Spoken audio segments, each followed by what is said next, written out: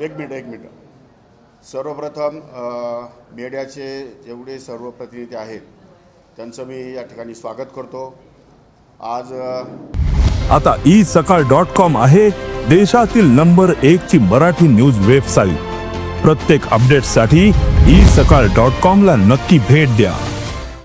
राज्याचे मुख्यमंत्री माननीय नामदार देवेंद्रजी फडणवीस साहेब आणि राज्याचे उपमुख्यमंत्री माननीय नामदार अजितदादा पवार साहेब यांचा वाढदिवस असल्यामुळे त्यांच्या वाढदिवसाच्या निमित्ताने महाराष्ट्राच्या तमाम शेतकऱ्याच्या वतीने माझ्या वतीने माझ्या कुटुंबियाच्या वतीने त्यांचं मनपूर्वक अभिनंदन करतो, त्यांना शुभेच्छा देतो। त्यांच्या हातून महाराष्ट्राची, देशाची, राज्याची मोठ्या प्रमाणात भरभराट हो, आई तुळजाभवानी त्यांना चांगलं आरोग्य देवो अशा प्रकारे परमेश्वरच्यांनी प्रार्थना करतो। आणि आजच्या या तारखेच्या त्यांच्या वाढदिवसाच्या दिनानिमित्त कृषी विभागाने कृषी समृद्धी योजनेचं जे लॉन्चीकरण त्यासाठी आपल्याला जे बोलवलं आहे ती एक योजना या ठिकाणी आम्ही लॉन्च केलेली आहे। महाराष्ट्रामध्ये शेतकऱ्यांच्या शेतामध्ये 5,000 कोटी रुपये भांडवली गुंतवणूक करण्यासंदर्भात या अगोदर कॅबिनेटने मान्यता दिली आहे, परंतु आता त्याचा GR काढणं या ठिकाणी बाकी होतं। तो GR आजच्या तारखेला या ठिकाणी निघालेला आहे। त्या GRची एक कॉपी मी या ठिकाणी आपल्याला दिली आहे। त्यामध्ये बऱ्याच गोष्टी त्यामध्ये आपल्याला सर्वांना या ठिकाणी त्याच्यामध्ये योजना आहेत, परंतु ह्या योजनेचा मुख्य उद्देश जो आहे कृषी क्षेत्रामध्ये भांडवली गुंतवणूक वाढवून पायाभूत सुविधा निर्माण करणे, उत्पादन खर्च कमी करणे, उत्पादकता वाढविणे, पीक विविधीकरण करणे, मूल्य साखळी बळकट करणे, तसेच हवामान अनुकूल आणि शाश्वत शेतीला प्रोत्साहन देऊन शेतकऱ्यांच्या उत्पादनात वाढ करणे हा कृषी समृद्धी योजनेचा मुख्य उद्देश आहे। यामध्ये अनेक घटक या ठिकाणी आपण इन्क्लूड केलेले आहेत। सर्वांचंच या ठिकाणी नामोल्लेख करणं कदाचित वेळेअभावी शक्य होणार नाही, पण तरीसुद्धा यामध्ये पाणी व्यवस्थापन आणि सूक्ष्म सिंचन, मृदा आरोग्य व्यवस्थापन आणि जमीन संसाधन विकास, हवामान अनुकूल बहुपीक पद्धतीचा वापर, मूल्य साखळी विकास आणि काढणी पश्चात पायाभूत सुविधा, उपजीविका विविधीकरण आणि संलग्न उपक्रम, संस्थात्मक बळकटीकरण आणि क्षमता बांधणी, संशोधन नवोपक्रम आणि प्रायोगिक प्रात्यक्षिके, ज्ञान संशोधन व नवोन्मेष, त्याचप्रमाणे प्रशिक्षण व क्षमता विकास अशा वेगवेगळ्या प्रकारचं या ठिकाणी समावेश करण्यात आलेला आहे। शेतकऱ्यांसाठी drip irrigation, crop cover, mulching paper, godowns, त्याचप्रमाणे कोल्ड स्टोरेज, पिकासाठी बॅगेज आणि सर्वात महत्त्वाचं म्हणजे की आतापर्यंत केंद्र सरकार या रासायनिक खतासाठी 1,90,000 कोटी रुपयाची जी सबसिडी अनुदान देतं त्या धर्तीवर विचार केला दर वर्षाला 5 ते 7% या ठिकाणी वाढ या रासायनिक खतामध्ये होते। एकीकडे राज्य सरकार शेती नैसर्गिक शेती करावं किंवा ऑर्गॅनिक शेती करावी अशा प्रकारचा आग्रह धरत असताना दुसरीकडे मात्र रासायनिक खतांचा वापर मोठ्या प्रमाणात होत असल्यामुळे या संदर्भातलं ऑर्गॅनिक शेती संदर्भात किंवा नैसर्गिक शेती संदर्भामध्ये जी औषधं आणि बियाणं आहेत त्यासाठी आपण अनुदान या ठिकाणी सुरू करतो आहोत। मागच्या कॅबिनेटमध्ये माननीय मुख्यमंत्र्यांना मी विनंती केली होती की आपण शेतीसाठी आपण जे काही स्लरी किंवा या ठिकाणी मूत्र तयार करतो, जे काही शेतकरी तयार करतात त्यावर त्यांना अनुदान देणं आवश्यक आहे। तोपर्यंत त्यांना प्रोत्साहन मिळणार नाही, तोपर्यंत सेंद्रिय शेती या ठिकाणी मोठ्या प्रमाणात आपल्या महाराष्ट्रात सुरू होणार नाही। आणि मग त्या धर्तीवर अजितदादांनी लगेच सांगितलं की देशी गायींच्या संदर्भामध्ये हा निर्णय या ठिकाणी योग्य पद्धतीने राबवण्यात यावा। आणि म्हणून पुण्याला देशी गायीचं संशोधन प्रशिक्षण या संदर्भात मी गेलो असता त्याच ठिकाणी माननीय कृषी आयुक्त मांढरे साहेब यांना सूचना केल्या आणि त्या दृष्टिकोनातून ताबडतोब स्कीम तयार करून या स्कीममध्ये त्याचा समावेश करण्यात आलेला आहे आणि त्या खतांसाठी आणि औषधांसाठी या ठिकाणी अनुदान जाहीर करण्यात आलेलं आहे। त्यामुळे शेतीसाठी लागणाऱ्या वेगवेगळ्या योजना या शासनामार्फत या ठिकाणी शेतकऱ्यांच्या शेतामध्ये करण्याचा जो काही सरकारचा मानस होता तो मानस या ठिकाणी या GRमुळे या ठिकाणी निश्चितपणे यशस्वी होईल अशी माझी आशा आहे, अशी माझी धारणा आहे। या योजनेमध्ये समजा 4-6 महिन्यामध्ये जर काही त्रुटी आढळल्या किंवा काही या ठिकाणी अडचणी निर्माण झाल्या तर त्याचा आढावा या ठिकाणी घेण्यात येईल आणि त्या दृष्टिकोनातून दुरुस्ती करण्यात येऊन शेतकऱ्यांना अतिशय सुलभ आणि सुयोग्य पद्धतीने सुविधा निर्माण करण्यासाठी शासन कार्यतत्पर आहे। अशा प्रकारची घोषणा मी आजच्या या वाढदिवसाच्या निमित्ताने करतो। साहेब, सभागृहात ज्या पद्धतीचा आपला एक व्हिडिओ व्हायरल झाला त्याच्यानंतर विरोधकांकडून सातत्यानं आपल्या राजीनाम्याची मागणी होतीये. आपलं या संपूर्ण प्रकरणावर काय स्पष्टीकरण? मला कल्पना आहे की तुम्ही या संदर्भात प्रश्न विचारणार आहात म्हणून. या बाबतीमध्ये मला एकच आपल्याला सांगायचं आहे की मी खरं म्हणजे हा इतका छोटा विषय आहे, हा विषय एवढा लांबला का हे मलाही कळलं नाही. मी याच्यावरती खुलासा या अगोदर केलेला आहे. खरं म्हणजे आपल्याला सगळ्यांना सांगितलं पाहिजे ऑनलाईन रम्मी काय प्रकार हे माहिती आहे का आपल्याला. ऑनलाईन रम्मी खेळत असताना त्याला मोबाईल नंबर त्याला हे करावा लागतो, त्याला जॉईन करावा लागतो. वाटर तुमचं अकाउंट जे आहे बँकेचं ते अकाउंट पण त्याच्याबरोबर तुम्हाला संलग्नपणे राहावं लागतं. त्याच्याशिवाय तुम्हाला ऑनलाईन रम्मी खेळता येत नाही. आणि अशा प्रकारचं कुठलंही अकाउंट, कुठलाही मोबाईल नंबर, माझा मोबाईल नंबर 9763711777 नंबर आहे. माझे अकाउंट बँकेचे अकाउंट मी या ठिकाणी देणार आहे. आणि त्या दृष्टिकोनातून कुठेही चौकशी केली तर ज्या दिवसापासून ऑनलाईन रमी सुरू झाली आहे त्या दिवसापासून आज तागत 1 रुपयाची सुद्धा रमी मी या ठिकाणी खेळलेलो नाही. मला रमी खेळताच येत नाही. त्यामुळे अशा प्रकारचा आरोप तो एकदम बिनबुडाचा आहे, चुकीचा आहे. आणि त्यामुळे महाराष्ट्रामध्ये मोठ्या प्रमाणात या ठिकाणी माझी बदनामी झाली आहे.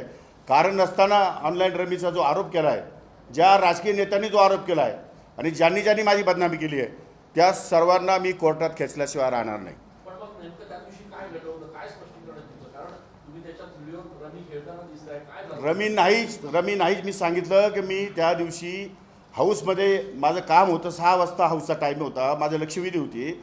आणि मला माझ्या OSD कडनं किंवा कोणाकडनं जरी माहिती मागवायची असेल तर SMS करावा लागतो किंवा फोन करावा लागतो किंवा मग या ठिकाणी तिथं त्यांना मध्ये येता येत नाही. त्यामुळे मग त्यासाठी मला एक मोबाईल मी मागवला होता. मोबाईल उघडल्यानंतर त्याच्यावरती लगेच तो गेम आला. तो गेम पॉपअप होतो सारखे 5-5 1-1 सेकंदाला ते गेम येत असतात. तो गेम मला तो स्काईप करता आला नाही, कारण तो मोबाईल नवीन होता माझ्या दृष्टिकोनातून. स्काईप कसं करायचं मला त्यात कळत नव्हतं. पण नंतर तो स्काईप केलेला आहे, पण स्काईप केलेला व्हिडिओ तुमच्यापर्यंत आलाच नाही किंवा तुम्ही दाखवलाच नाही.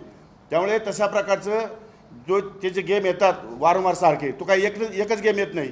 आत्तापर्यंत मोबाईलवरती तुम्ही मोबाईल काढले तर 5Gमध्ये आपण चाललो आहे.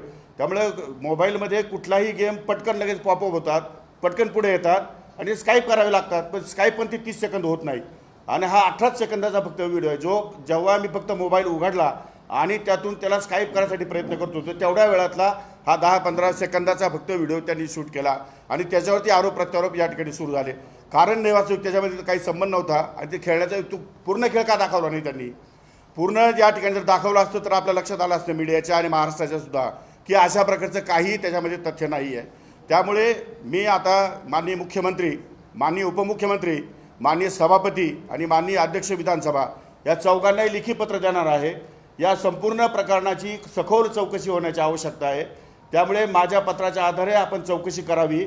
जर मी ऑनलाईन रमी खेळत असेल आणि मी जर दोषी सापडलो तर नागपूरच्या अधिवेशनामध्ये उपमुख्यमंत्री किंवा मुख्यमंत्री दोघांपैकी कोणी एकाने निवेदन करावं. त्या क्षणाला न थांबता मंत्री आणि उपमुख्यमंत्री आणि मुख्यमंत्र्यांना न भेटता राज्यपालाकडे जाऊन मी माझा राजीनामा सादर करेन. पण साहेब, हा व्हिडिओ समोर कसा आला? नेमकं तुमच्या जवळचा कोणतरी हा व्हिडिओ काढला असावा अशी शक्यता. प्रश्न असा आहे की तो व्हिडिओ कोणी काढला त्याची त्याच्या खोलात मला जाण्याची काही आवश्यकता नाही. तो खोल सभापती महोदय त्या ठिकाणी चौकशी करतीलच, तो काही विषय नाही. परंतु त्याच्यामध्ये एवढं विशेष काही नव्हतं की ज्याच्यामुळे महाराष्ट्रातल्या शेतकऱ्यांचा भावना दुखवतील किंवा त्याच्यामुळे आता छावा संघटनेच्या काही पदाधिकाऱ्यांमध्ये भावना दुखवतील, असं कुठल्याही प्रकारचं काहीही नव्हतं. काहीही असं वेडवाकडं केलेलं नाही. मी आत्तापर्यंत शेतकऱ्याच्या संदर्भात महाराष्ट्रात इतके निर्णय घेतले, त्या संदर्भामध्ये कोणी काही या ठिकाणी भाष्य केलेलं नाही. आणि फक्त ज्याचा शेतकऱ्याशी संबंध नाही अशा गोष्टीच फक्त मीडियामध्ये दाखवल्या गेल्या. त्यामुळे या संदर्भामध्ये जे दोषी असतील त्या सर्वांचे CDR चेक करायचे. त्या सर्वांनी याच्या पाठीमागचा सूत्रधार कोण आहे, कोणी याच्यामध्ये भाग घेतलेला आहे, या सगळी चौकशी एकदा होऊन जाऊ द्या. वारंवार कृषी मंत्री म्हणून जे काय मीडियाच्या समोर आणलं जातं त्या संदर्भातली संपूर्ण चौकशी मुख्यमंत्री महोदयांनी करावी असं मी माझं स्वतःचं पत्र राज्यपाल, मुख्यमंत्री, उपमुख्यमंत्री, सभापती आणि अध्यक्ष या चौघांना देणार आहे. विरोधकांनी सातत्याने असं म्हटलंय की तुमचे जे वक्तव्य आहेत, मागच्या वेळी तुम्ही म्हणत होते की ढेकळांचा पंचनामा करायचा का, किंवा त्याच्या आधी काही शेतकऱ्यांच्या संदर्भात तुमचं जे वक्तव्य होतं हे अंडरलाईन करून सांगितलेलं आहे की अशा पद्धतीचं वक्तव्य कृषीमंत्री का करतात? अहो मला सांगा, ढेकळं म्हणजे काहीतरी सांगा तुम्ही. जर तुम्हाला ढेकळांचा अर्थच कळत नाही तर त्यावरती उगीच मीडियामध्ये बदनामी का करतात? ढेकळं म्हणजे एकदा पीक एकदा त्यामध्ये पीक काढणी प्रयोग संपला की त्यानंतर शेतीला नांगरट करावं लागते आणि नांगरट केल्यानंतर त्या नांगरटीमध्ये जर शेती पाणी बागायती असेल तर काही प्रमाणात मातीचे या ठिकाणी मोठे मोठे ढेपले या ठिकाणी बाहेर येतात, काही ठिकाणी माती बाहेर येते, काही ठिकाणी मुरूप येतो, डिपेंड्स आपण म्हणजे जशी शेती असेल तसं. आता ज्या शेतीमध्ये काहीच शक्य नाही, जी शेतीचा पूर्णपणे हार्वेस्टिंग झालेलं आहे, त्या शेतीमध्ये पिकच उभे नाही, त्याचे पंचनामे कसे करायचे तुम्हीच सांगा मला. म्हणजे काय चुकीचं त्यात काय चुकीचं आहे? ज्या शेतामध्ये पिकच नाही आहे. मी काय म्हटलं आहे की शेतीचे पंचनामे होत नाही, पंचनामे पिकाच्या नुकसानीचे होतात. त्यामुळे पिकाच्या नुकसानीमध्ये ज्या ज्या शेतकऱ्यांचं नुकसान झालं आहे त्या शेतकऱ्यांना त्या शेतकऱ्यांचे पंचनामे करण्याचे आदेश सन्माननीय कलेक्टर आणि सन्माननीय कृषी अधिकाऱ्यांना देण्यात आलेले आहेत आणि त्या दृष्टिकोनातून त्यांचे पंचनामे आले की तो प्रस्ताव शासनाला येईल आणि त्या दृष्टिकोनातून त्यांना भरपाई देण्यात येईल. एवढंच नव्हे तर ज्या शेतकऱ्यांनी पीक काढून शेतातून आपल्या घरी आणलेलं आहे परंतु त्याच्याकडं साठवण्याची क्षमता नाही किंवा जो ठेवू शकत नाही, परंतु पावसामुळे त्याचं पिकाचं नुकसान झालेलं आहे, तर त्याचीसुद्धा या ठिकाणी नुकसान भरपाई शासन करेल. अशा प्रकारची मी घोषणा त्या ठिकाणी केली होती. त्यामुळे जिथं माती आहे, ज्या जमिनीत काहीच नाही आहे, त्या जमिनीचे पंचनामे कसे करायचे मला हे तर तुम्ही एकदा समजून सांगा. किंवा महाराष्ट्रातल्या कुठल्याही कृषी खात्यामध्ये काम करणाऱ्या अधिकाऱ्यांनी, शेतकऱ्यांनी किंवा या ठिकाणी कृषी संघटनेने मला फक्त समजून सांगावं की ढेकळाचे पंचनामे कसे करता येतील. ते जर मला समजून सांगितलं तर मी सांगेल ढेकळाचे पंचनामे करायला लावतो म्हणून.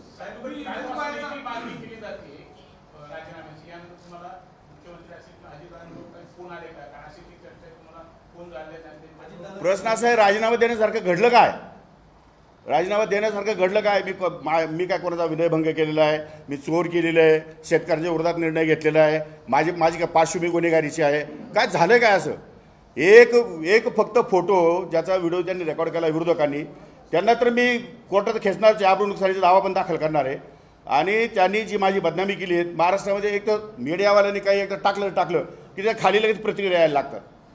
आता माझा पाय तिरपा पडला, लगेच मीडियावर कृषी मंत्र्यांचा पाय तिरपा पडला. अरे पाय तिरपा पडला बरं कशामुळे पडला? तर खड्डा वाचवायला गेला की काय? बरं खड्डा वाचवायला गेलं सांगितलं तर तुम्ही लगेच दांडू घेऊन बाहेर. खड्डा कोणाचा आहे? हा महानगरपालिका तुम्ही आदेश दिले का? हा रस्ता MSRDCचा आहे का? हा BNCचा आहे का? हा MMRDAचा आहे का? म्हणजे अशा प्रकारे उपप्रश्न अनेक निर्माण होतात. आणि एवढं करून मग खाली प्रतिक्रिया देणारे काय लिहितात? प्रतिक्रिया म्हणतो हा दारूच पिलेला असेल, दुसरा म्हणतो नाही सकाळची वेळ दिसते, हा सकाळी दारू गांजा पिलेला असेल, तिसरा म्हणतो नाही ह्या कुठे त्या बाजूला बाई दिसते फोटोमध्ये, त्या बाईकडे बघत असेल म्हणून पाय तिरपा पडला असेल. म्हणजे अंदाज लावत राहता. छोटा प्रश्न आहे. पाय तिरपा पडला तर त्याच्यामध्ये का पाय तिरपा पडला? खड्ड्यामुळे आमचा पाय तिरपा पडला, खड्डा भरण्याचे आदेश देण्यात आले, दोनच विषय आहे. पण तशा प्रकारचं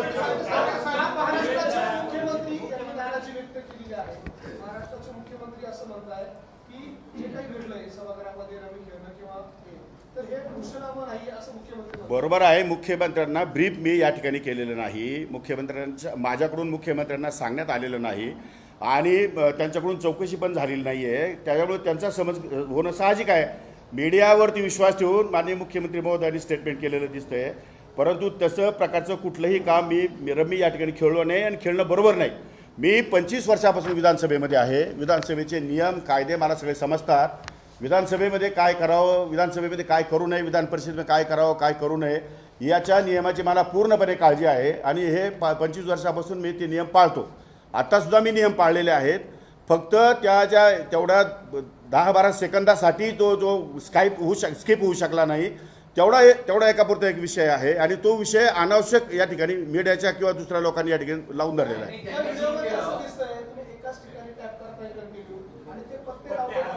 मी तेच तसं जरी दिसलं तरी प्रश्न असा आहे की मोबाईलला आजकाल अँड्रॉइड मोबाईल आलेले आहेत, मोबाईलच्या कंपन्या वेगवेगळ्या आहेत आणि 5G आपल्याकडे रेंज आहे.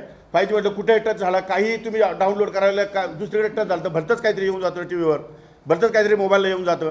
त्यामुळे आता ते स्किप करायला वेळ जातो ना तेवढा, तर स्किप करेपर्यंत मोबाईलचा इन्स्ट्रुमेंट माहिती नसल्यामुळे स्किप करेपर्यंत मला 10-15 सेकंदाचा वेळ गेला असेल. एवढंच फक्त, बाकी त्यात काय.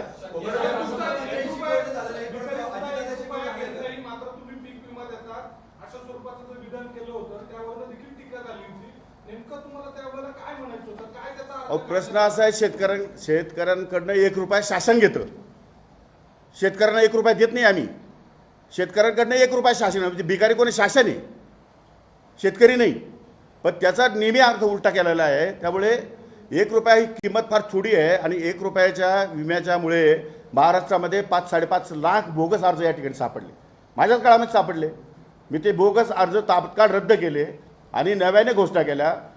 माझ्या आत्तापर्यंतच्या कमीत कमी 52 GR निघालेत. इतक्या घोषणा केल्यात मी नवीन. इतके कामं कृषी खात्यामध्ये केलेत. महाराष्ट्राच्या कानाकोपऱ्यात जाऊन आलो मी. शेतावर जाऊन आलो, बांधावर जाऊन आलो, अनेक संशोधन केंद्रामध्ये गेलो. ज्या संशोधन केंद्रामध्ये सुविधा नाही त्यांना सुविधा देण्याचे मी या ठिकाणी प्रॉमिस केले, आश्वासन दिलं आहे.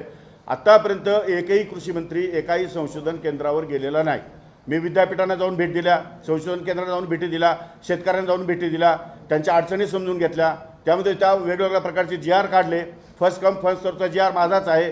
प्रत्येक गावामध्ये वेदर स्टेशन निर्माण व्हावं ही पण माझीच मागणी आहे. म्हणजे या गोष्टीमध्ये ज्या ज्या अडचणी शेतकऱ्यांच्या आहेत त्या अडचणी दूर करण्यासंदर्भात आपल्याला काय काय करता येईल आणि त्या संदर्भातली फीडबॅक जो आहे तो शेतकऱ्यांकडून कसा मिळेल यासाठी माझे प्रयत्न सुरू आहे. गेल्या 6 महिन्यामध्ये प्रचंड मोठा बदल या कृषी विभागामध्ये आपल्याला बघायला मिळेल.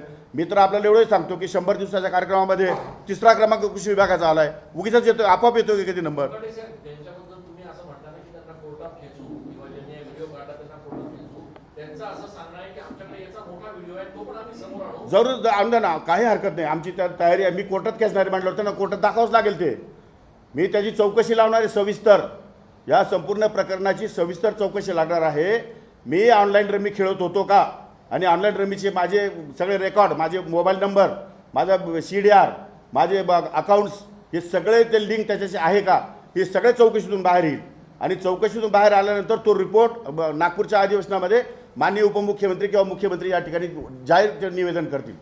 आणि त्या संदर्भात जर मी दोषी सापडलो तर मी त्या क्षणाला 1 सेकंदामध्ये राज्यपालाकडे जाऊन माझा राजीनामा देऊन टाकेल. ते कोण काय बोलतं, विरोधक काय बोलतात याच्याशी मला घेणं नाही. पण जे विरोधक जे बोलले माझ्या संदर्भात रमीच्या संदर्भामध्ये त्या सर्व विरोधकांना आबरू नुकसानीचा दावा मी त्यांच्यावर दाखल केल्याशिवाय राहणार नाही. साहेब, मुख्यमंत्र्यांशी बोलणं झालं नाही, परंतु उपमुख्यमंत्री अजितदादांशी या संदर्भात नाही बोलणं झालं. त्यांचा फोन वगैरे काही आला नाही. नाही, फोन बंद आहे त्यांचा. फोन स्विच ऑफ आहे. पण आपल्याला म्हणजे एवढं वादन उठलेलं असताना आपल्याला असं वाटलं नाही का मुख्यमंत्री उपमुख्यमंत्र्यांच्या कानावर घालावं, आपली बाजू त्याच्याबद्दल मुळात वादंग उठवलं कुणी? वादंग उठण्यासारखं झालं काय?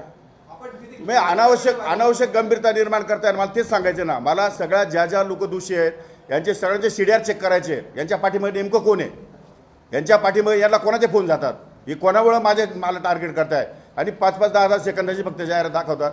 मी शेतकऱ्यांना म्हटलो नाही, मी असं म्हटलो की लग्न कार्य आणि सुपाऱ्या याच्यावरती खर्च जास्त कोणीच करू नये. म्हणजे शेतकरीच नाही, शेतकऱ्यांनी तर करूच नये, परंतु इतरसुद्धा व्यापारी आहेत, उद्योजक आहेत, नोकरदार आहेत. लग्न ही काय स्पर्धा नाही. लग्न हा एक संस्कार आहे. त्यामुळे संस्काराच्या पद्धतीने करावं आणि तो मला अधिकार आहे. कारण मी लग्न माझं स्वतःचं मंदिरामध्ये केलेलं आहे. मी माझ्या लग्नावर खर्च केलेला नाही. माझ्या मुलीचं लग्नसुद्धा मी 200 लोकांमध्ये केलेलं आहे. त्यामुळे मला नैतिक अधिकार आहे बोलण्याचा. कुणी बोलावं, ज्याला नैतिक अधिकार आहे तोच बोलू शकतो ना. मी काय राजकीय पुढाऱ्यांसारखे लग्न केलेलं नाही आहेत. मी साध्या मंदिरात जाऊन लग्न केलं आहे माझं.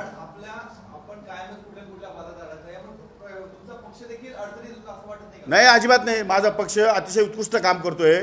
माझे पक्षाचे नेते नाही अडचण येईल का? मी जर तुम्ही मीडिया जर चुकीच्या पद्धतीने दाखवत असाल तर मग पक्षाला अडचण येईल, लोकांमध्ये गैरसमज निर्माण होतो. मीडियातून बातम्या जाऊ राहिल्या सगळ्या.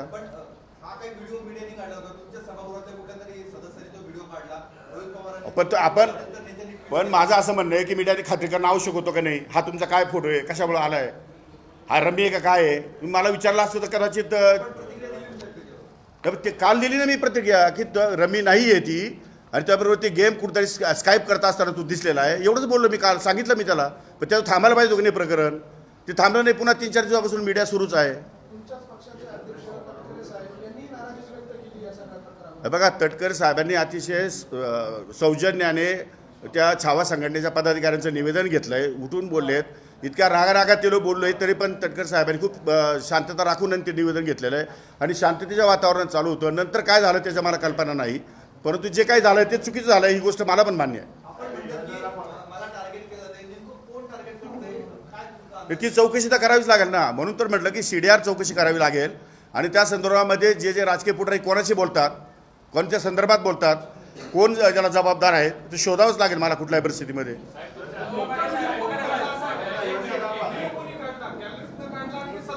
ते नाही सांगता येणार मला. चौकशी जोपर्यंत करत नाही तोपर्यंत हां सभागृहामध्ये जो विषय होतो तो न्यायपालिकेत घेऊन जाता येत नाही. तुम्ही दावा कोणाबरोबर कसा दाखल करणार? चौकशी करणार, पहिले सभापती चौकशी करणार, पहिले अध्यक्ष चौकशी करणार, खालच्या हौशा लोकांना वरच्या हाऊसमधल्या मंत्र्यांविषयी असं बोलता येतं की नाही, तो कायदा काय आहे ते तपासून घेणार. ते काय त्याचा चौकशी अहवाल आल्यानंतर मी माझी केस कोर्टामध्ये त्यांना शोकास नोटीस देणार की तुम्ही आबरू नुकसान तुमची माझी तुम्ही राज्यभर बदनामी केली, या संदर्भात तुम्ही तुमच्यावर केस का दाखल करण्यात येऊ नये. माझी इथून गेल्यानंतर या आठवड्यात नाही, या आठवड्यात मी दादाने मला कार्यक्रम दिले धुळे जळगाव नंदुरबारला, तर पुढच्या आठवड्यामध्ये जेव्हा मुंबईला जाईल त्यावेळेस मी माझ्या वकिलाला बोलून या सगळ्यांना नोटिसा काढणार आहे की तुम्ही खुलासा करायच्या. तुमच्याकडे पुरावे आहे का? पुरावे नाही आहे ना, मग तुम्ही असं कसं काय मीडियाला डायरेक्ट देतात? अशी कशी काय बदनामी करता तुम्ही एखाद्या मंत्र्याची? हे तुम्ही जे सीडीआर चेक करायचं म्हणताय, स्वपक्षातले किंवा मित्र पक्षातले पण काही लोक असू शकतात. असू शकतील ना, जे असतील ते बाहेर येतील. चौकशीतून जे असेल ते सत्य बाहेर येईल. म्हणजे सभागृहात त्या दिवशी जे होते ते प्रत्येकाचं सीडीआर चेक करा अशी आपली मागणी आहे. नाही नाही नाही, त्यांचा सीडीआर नाही. याच्यामध्ये कोण कोण नेते कोणाकोणाशी बोलतात आणि काय या ठिकाणी ते ब्रीफ करतात त्या संदर्भातली माहिती घेण्यात येईल. काही मीडियाचे पण लोक असू शकतात त्याच्यामध्ये, ते पण चौकशी करावी लागेल. मी तुम्हाला एकच सांगतो की एकदा मी शिवसेनेमध्ये आमदार असताना सकाळ पेपरला मुंबईला एक बातमी छापून आली की माणिकराव कोकाटे अशा प्रकारचे भ्रष्टाचारामध्ये अडकले म्हणून.